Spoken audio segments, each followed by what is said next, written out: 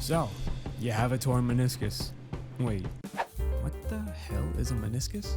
Not to worry folks, I'm about to take all your Google search troubles away from you and give you all you need to know right here, coming up next. Even when you feel slow, you can still go, go, go, go, go, go, go, go. So, a meniscus. Chances are you've heard that term before and might have thought about whether or not it was a body part or a heroic Greek legend. Now picture, if you will, a couch. It starts with the letter C, right?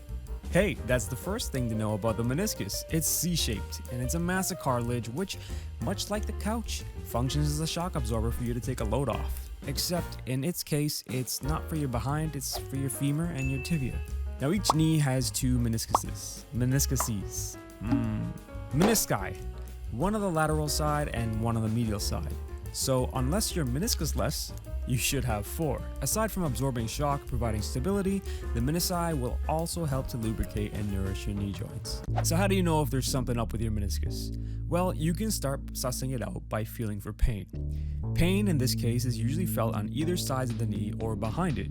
And the mechanism of injury, or the way you heard it, is with a forceful twist/rotation of the knee in relation to where your shin is, which is why it's so important for you to learn to use your hip muscles, folks. Now this could look like trying to twist your calves away from your hips, ouch, or even coming to sudden starts and stops while changing direction. I'm looking at you, weekend warrior pickleball players. Knees don't twist. Some of you will never dine on shellfish the same again. So, what are some signs and symptoms that you might have torn this alphabophiliac looking tissue? Symptoms and signs of a meniscus tear include a popping sensation when the injury occurs, swelling or stiffness, pain especially when twisting or rotating the knee, difficulty fully straightening the knee, and a locked feeling when trying to move the knee. Now here's the question, is it okay to exercise with a torn or partially torn meniscus? Well, the answer really depends on what type of exercise and the condition of the structures and bones around the rest of the knee are in.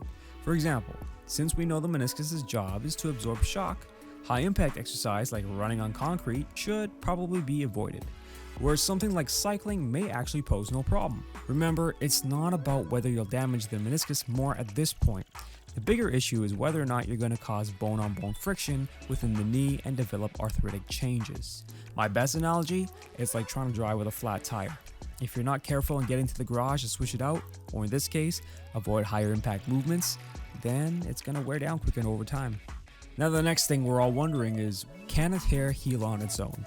Well, folks, this is a complex question, and I highly urge you to seek out advice from medical professionals for proper diagnosis here, because it really depends on a few things. The type, severity of the tear, and things like body weight, cardiovascular health, and age all play into factors here. But in short, if it's a minor tear and given adequate treatment, the average timeline for a meniscus tear recovery is about 6 to 8 weeks. Well, ladies and gentlemen, that's all I have for you today on this episode of Anatomy at a Glance. Hopefully I've saved a few of you some Google searches, and hopefully I've given even more of you an understanding of what that enigmatic lump of cartilage actually does. Till next time, you know what I always say, may the best of your todays be the worst of your tomorrows.